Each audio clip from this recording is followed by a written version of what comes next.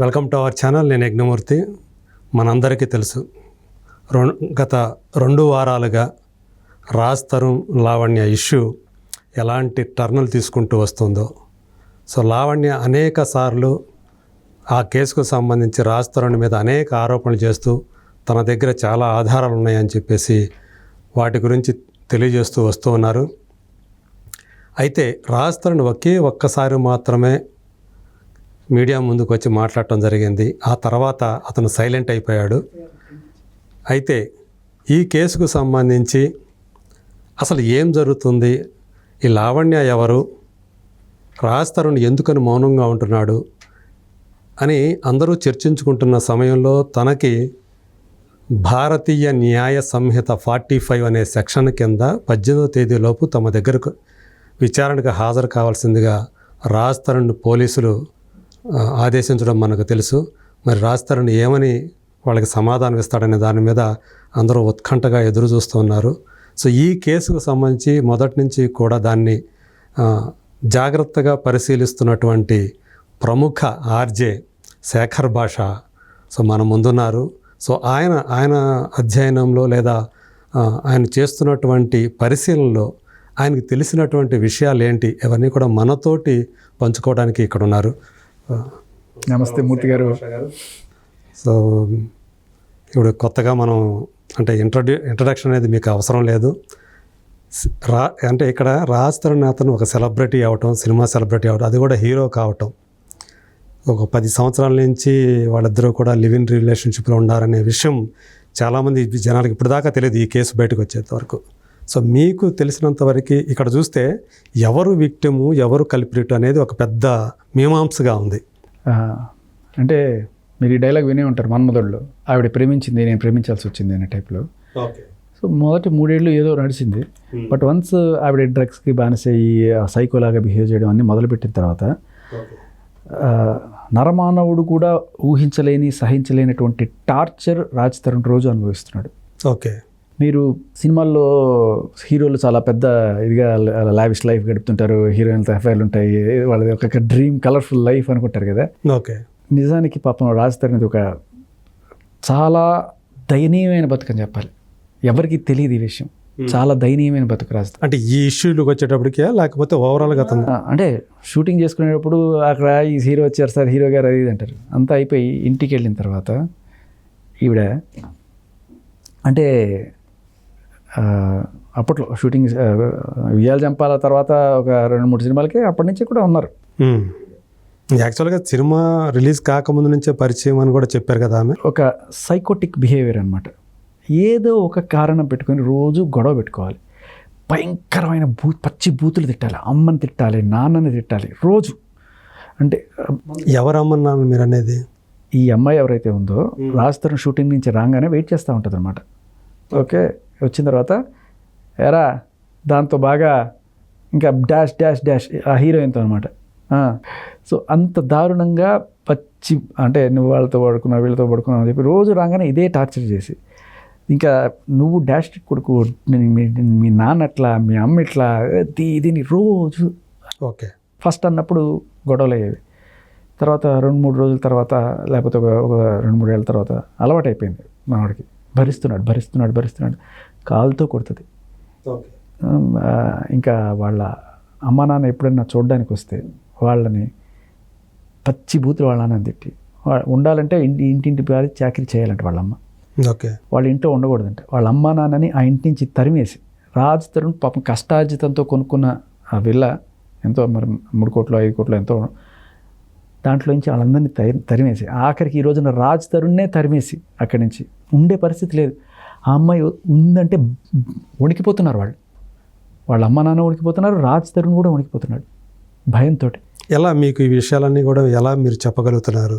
నా దగ్గర close sources ఉన్నాయి, మా అంతా ఇన్ఫర్మేషన్ ఉంది, కాల్ రికార్డ్స్ ఉన్నాయి, అన్నీ గ్యాదర్ చేశాను నేను. మొత్తం కూడా పబ్లిక్ ఫారం నుంచే గ్యాదర్ చేశాను.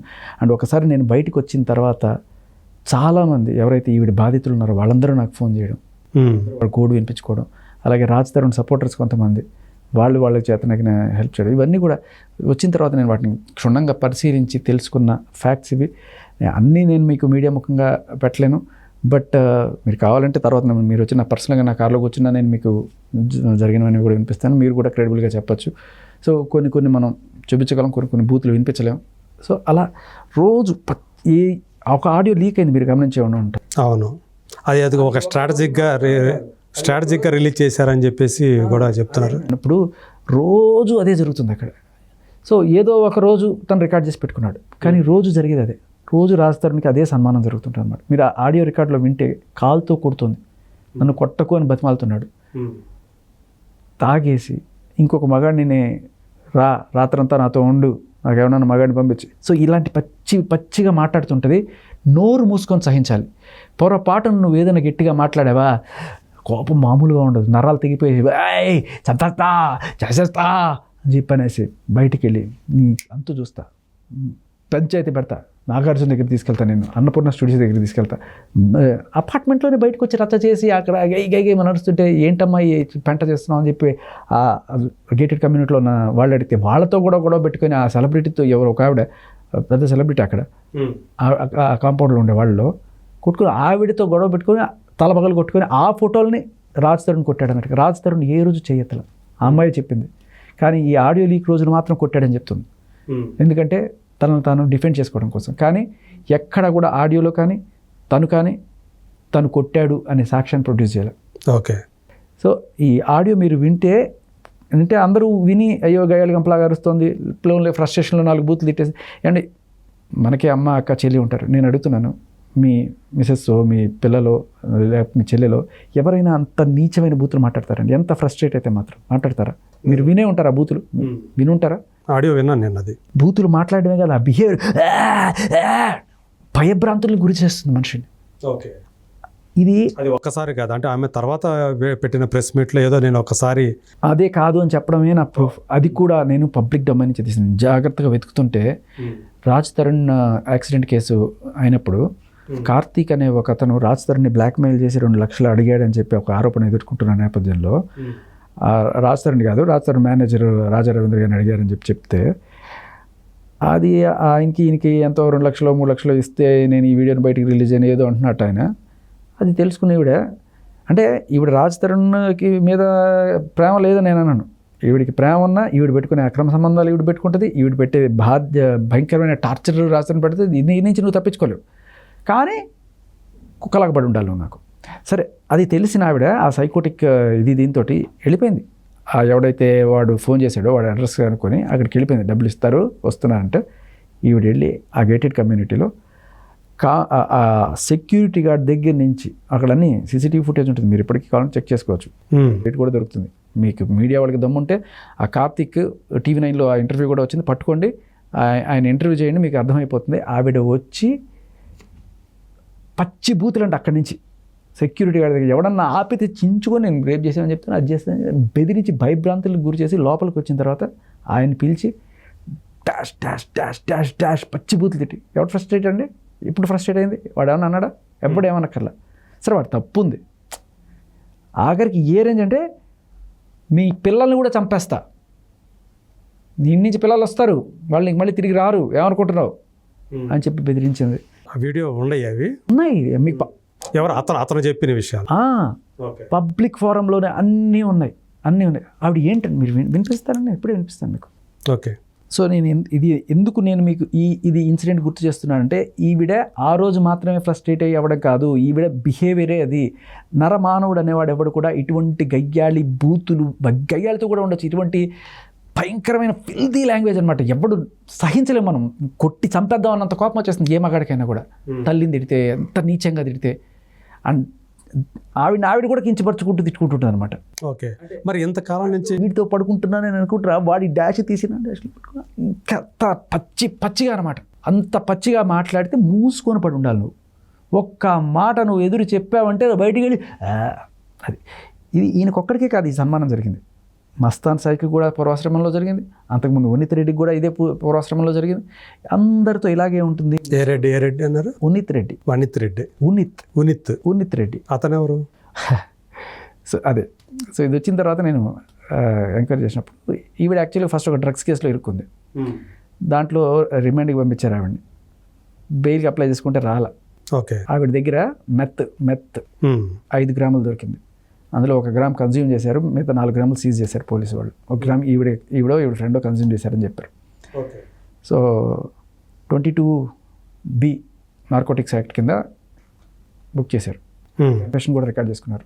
ఆవిడ ఏం చెప్పిందంటే, నేను డ్రగ్ అబ్యూజ్ చేస్తాను మామూలుగా అప్పుడప్పుడు, నాకు ఈ ఉన్నిత్ రెడ్డి ఒక షార్ట్ ఫిల్మ్లో పరిచయము, తర్వాత మేము ఫ్రెండ్స్ అయ్యాము, ఆయన నాకు అలవాటు చేశాడు, మేము ఇద్దరం అప్పటి నుంచి అప్పుడప్పుడు చేస్తుంటాము, నాతో పాటు ఈ ఫ్రెండ్ కూడా ఇందిరా ఉంది. అయితే తర్వాత ఈ ఉన్నిత్ రెడ్డి నేను ఈ దందాలో దిగాము. ఉన్నిత్ రెడ్డి సప్లయరు, నేను ఇక్కడ రిటైల్గా అమ్ముతాను. ఉన్నిత్ రెడ్డి గోవా నుంచి బెంగళూరు నుంచి 1500కి పట్టుకొస్తాడు, నేను ఇవి ఇక్కడ 6000కి అమ్ముతాను. ఓకే. ఈ స్టేట్మెంట్ ఆవిడ అందరి ముందు ఇచ్చింది. సాక్షులు అందరూ ఉన్నారు, రెడ్ హ్యాండెడ్గా పట్టుకుని అంతా ఉంది. ఇప్పుడు మీడియా ముందుకు వచ్చి రకరకాల కథలు చెప్తున్నాను, బలవంతంగా రాజ్ తరుణ్ ఫ్రేమ్ చేశాడు, వాళ్ళు ఫ్రేమ్ చేశారని చెప్పి. సో దీని అర్థం కూడా ఏంటి అంటే, రాజ్ తరుణ్ లేకపోతే మాల్వి మల్హోత్రా నేను ఇరికిచ్చారంటే దాని అర్థం అంటే, రాజ్ తరుణ్ మాల్వి మల్హోత్రా ఈ నార్సింగ్ పోలీసులకి లంచాలు ఇచ్చారా అంటే, ఆ పోలీసుల మీదే కదా నువ్వు నిందేసేది. ఆ పోలీసులు లంచాలు తినాలో లేదు. ఇప్పుడు ఆ నార్సింగ్ కేసులోనే నార్సింగ్ స్టేషన్లోనే పెట్టారు. మీరే ఎంక్వైరీ చేసుకొని చెప్పండి. అంటే ఆవిడ పెట్టింది పోలీస్ మీద కూడా ఆ కేసు ఇండైరెక్ట్గా. ఓకే. ఎఫ్ఐఆర్ నమోదు చేశారు కదా, ఎంక్వైరీ చేయండి సార్ ఇంటర్నల్గా. మీరు ఎవరు ఎస్ఓటీ వాళ్ళు ఎవరెవరు ఎంత రాజ్ తరుణ్ దగ్గర తిన్నారు, ఎంత మాల్వి మల్హోత్రా దగ్గర తిన్నారు, తిని ఈవిని ఎందుకు ఇంత అమాయకురాలను ఇరికిచ్చారు అనేది కనిపెట్టండి. ఎఫ్ఐఆర్ పెట్టుకున్నారు కదా మీకు మీరే, సెల్ఫ్ గోల్ అంటారు దాన్ని. అంతే కదా. ఇప్పుడు మరి పోలీసులు చేసిన తప్పు అయినా ఉండాలి, అప్పుడు జరిగింది, మరి ఫ్రేమ్ చేసింది ఇప్పుడు చెప్తుంది కదా ఏమే. అంత క్లియర్గా ఉంది. అంత ఈజీ కాదు కదా సార్. ఇప్పుడు ఒక కోర్టు 3 సార్లు బెయిల్ నిరాకరించింది ఆవిడకి, అంత స్ట్రాంగ్ సెక్షన్స్ ఉన్నాయి. ఓకే. ఈజీ కాదు. అందులోనూ ఒక అమ్మాయికి కొంచెం సానుభూతి కోణంలో పాపం అని చెప్పి ఇచ్చేద్దాం అనుకుంటారేమో, కానీ బెయిల్ రిజెక్ట్ ఏంటంటే ఎంత స్ట్రాంగ్గా ఉంది, ఎవిడెన్స్లో అన్నీ పక్కాగా ఉన్నాయి. ఇది బయట విశ్లేషకులు చెప్పేది ఏంటంటే ఆవిడ తప్పించుకోనే లేదు, 10 ఏళ్ల వరకు జైలు శిక్ష. ఓకే. అంటే స్టిల్ ఉండయి. ఆవిడ బయటకు వచ్చి ఏం చెప్తుంది, నేను 45 రోజులు నా పనిష్మెంట్ తీసేసుకున్నాను, నాకు బుద్ధి వచ్చేసింది, నేను ఇప్పుడు మామూలుగానే నేను పనిష్మెంట్ ఇప్పుడు రాస్తాను కూడా ఇలాగే జైలుకి వెళ్తే అతను కూడా బుద్ధి వస్తుంది, రేపు నాతో ఉంటాడు. నువ్వు తీసుకుంది పనిష్మెంట్ కాదమ్మా, నువ్వు రిమాండ్లో ఉన్నావు, 45 రోజులు జైల్లో ఉన్నావు అంటే నీ శిక్ష కాదు, అది రిమాండ్. అది అసలు శిక్ష జడ్జి గారు వేస్తారు, 5 ఏళ్ళ 10 ఏళ్ళ అనేది అప్పుడు అర్థమవుతుంది. ఇప్పుడు మాదక ద్రవ్యాల చట్టం ప్రకారం 1 గ్రామ్ కన్నా ఎక్కువ ఉంటే not a small thing. 1 gram కన్నా తక్కువ ఉంటే మేబీ 1 సంవత్సరం లోపల పోవచ్చు, జరిమానాలు పోవచ్చేమో, కానీ 5 గ్రాములు ఉంటే యువర్ పెడ్లర్. సో అలా ఈవిడ ఇంకో ఉన్నిత్ రెడ్డి అలియాస్ చింటూ మీరు గుర్తుపెట్టుకోవాల్సింది. ఎందుకంటే ఆ కాల్ రికార్డ్ మీరు వింటే చింటూ అనే పేరు కూడా వచ్చింది కదా. ఎస్, ఆ చింటూ అని ఎవరు ఆలోచించాలి, ఊరికే వింటున్నాం అంతా. తర్వాత బొన్నీనో ఉంది, అది కూడా నేను ఎంక్వైరీ చేస్తున్నాను ఎవడోటిని. ఆ చింటూ అనేవాడు ఎవరని చెప్పి చూస్తున్నప్పుడు అది ఒక పక్కన మెదులుతోంది, ఇంకో పక్కనేమో ఈ రిమాండ్ రిపోర్ట్లు ఇవన్నీ కూడా చూస్తున్నాను. నేను చూస్తున్నప్పుడు ఆ రిమాండ్ రిపోర్ట్లో ఇవి చేసిందంటే నేను షార్ట్ ఫిల్మ్ చేశానని చెప్పింది కదా, సరే చూద్దాం ఆ షార్ట్ ఫిల్మ్ ఏంటని చెప్పి తీసా. ఆ షార్ట్ ఫిల్మ్ చూస్తే సరే కనబడింది, ఈవిడ కనబడింది, ఈవిడ పక్కన ఒక హీరో కనబడ్డాడు. సరే వీడైనా వాడు ఉన్నిత్ రెడ్డి అని చెప్పి అనుకుంటే అక్కడ ఉన్నిత్ రెడ్డి అని పేరే కనబడలా, ఈవిడ పేరేమో అన్విక అని వేసుకుంది. ఆయన పేరు చూస్తే ఇదిగో అదే రిపోర్ట్ తెప్పించాను, మీకు కావాలని మీరు చూసుకోండి చాలా క్లియర్ కట్గా. సో పిఎస్లో అది ఏంటి అని చెప్పి మనం అందరం అక్కడ ఆగిపోతున్నాం. ఆ అమ్మాయి కోణంలో అమ్మాయి సానుభూతి నేను ప్రతిదానికి చూడడానికి పరిశీలించాను. ఏంటి ఆ ఫిల్మ్ అని అడిగినప్పుడు అది చూసినప్పుడు ఆ కింద క్రెడిట్స్ చూసా, అక్కడ కూడా పేరు దొరకలా, ఉన్నిత్ రెడ్డి అని కాదా, పాపం ఈ అబ్బాయి ఉన్నిత్ రెడ్డి కాదేమనుకున్నా. కానీ తర్వాత ఈ కాల్ విన్నప్పుడు చింటూ అని వినబడింది కదా, ఆ హీరో పేరు చింటూ అని ఉంది. ఓ వీడేనా అని చెప్పి ఆ ఫోటో తీసి దాన్ని పీపుల్ సర్చ్ నాకు కొన్ని టూల్స్ ఉన్నాయి, దాంట్లో చూస్తే yes he is Unnith Reddy. Actually he is absconding. అంటే ఇప్పుడు సంగతి తెలియదు నాకు. అప్పట్లో వాళ్ళు ఈవిడిని పట్టుకున్నప్పుడు ఆయన ఉన్నిత్ రెడ్డి పారిపోయాడు, ఇంకో అమ్మాయి కూడా పారిపోయింది, ఈవిడ మాత్రం దొరికేసింది. పోలీసులు ఎతుకుతున్నారా లేకపోతే దొరకలేదా, దొరకపోతే ఇప్పుడు నా ఇంటర్వ్యూ చూస్తుంటే వాళ్ళకి ఏదైనా హెల్ప్ కావాలంటే నేను I can help them with the photo, I have them. So అది మీరు దొరికేసి ఉంటే వెల్ అండ్ గుడ్, దొరకపోతే ఇది పరిస్థితి. అండ్ సో డ్రగ్స్ ఫస్ట్ నుంచి చేస్తోంది, దానికి కళ్ళ ముందు ప్రత్యక్ష సాక్ష్యాలు ఉన్నాయి. రేపు ఆవిడ జైలుకి పోవాలి, 10 ఏళ్ళు లేకపోతే ఎంత జైలు శిక్ష పడుతుందో మనకి తెలియదు.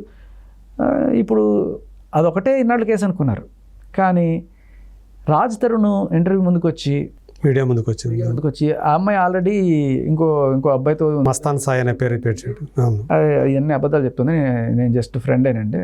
కొన్నాళ్ళు ఉన్నమాట, ఇప్పుడు 2017 దగ్గర ఉన్నమాట వాస్తుండే అంటే మగాడు చెప్తే ఎవ్వరు నమ్మరండి, ఆడపిల్ల కాస్త ఏడుస్తారు. కానీ రాజ్ తరుణ్ చెప్పింది అక్షర సత్యం. ఒట్టేసి చెప్తున్నాను నేను ఇవాళ, అక్షరాల నిజం. పాపం అమాయకుడు. ఎంత అక్షర సత్యం అంటే మీకు ప్రతిదీ ప్రూవ్ చేస్తాను నేను, ప్రతిదీ. సో అన్నాళ్ళు కూడా అప్పటిదాకా ఉన్న రిలేషన్లో కూడా మేము కలిసి ఉన్నాం అంటున్నాడు కదా, ఆ ఉన్నది ప్రతిరోజు నరకమే అనుభవించాడు. ఎలా దీన్ని వదిలించుకోవాలి, ఏ నరమానం ఉండేది సార్, మీరైనా నేనైనా సరే అలాంటి వాళ్ళతో 2 రోజులు ఉంటే 3 రోజులు ఎలా వదిలించుకోవాలి, అది వదలదు. నేను బయటికి వెళ్ళి రచ్చ చేస్తాను, భయపడుతుంది సరే మనం ఏదో ఒక రకంగా ఉందాం దీంతో అని అలా భయపడి ఉండేవాడు. సో తర్వాత మెల్లగా ఈ ఉన్నిత్ రెడ్డితో పరిచయం, షార్ట్ ఫిల్మ్ తీయడము, అతనితో ఎఫ్ఐఆర్ పెట్టుకోవడము, అతను కూడా ఏమో దీన్ని మనం భరించలేమని చెప్పి మెల్లగా అతను మస్తాన్ సాయికి ఇంట్రడ్యూస్ చేశాడు.